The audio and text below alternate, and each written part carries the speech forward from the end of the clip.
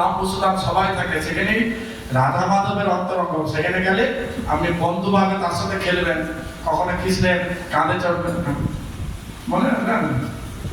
আবার কৃষ্ণ আপনাকে কাঁধে নেবেন, হয়তো হয়তো হ্যাঁ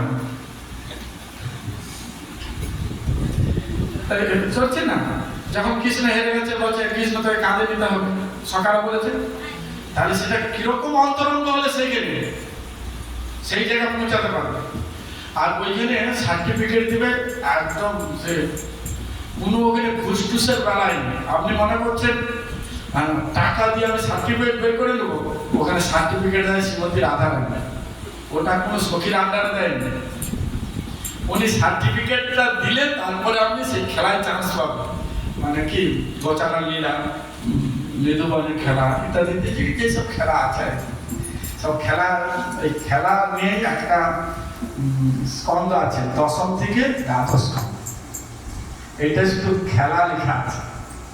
আর এই নবম থেকে 1 পর্যন্ত এই খেলা হচ্ছে কি কি খেলার আগে কি হয়।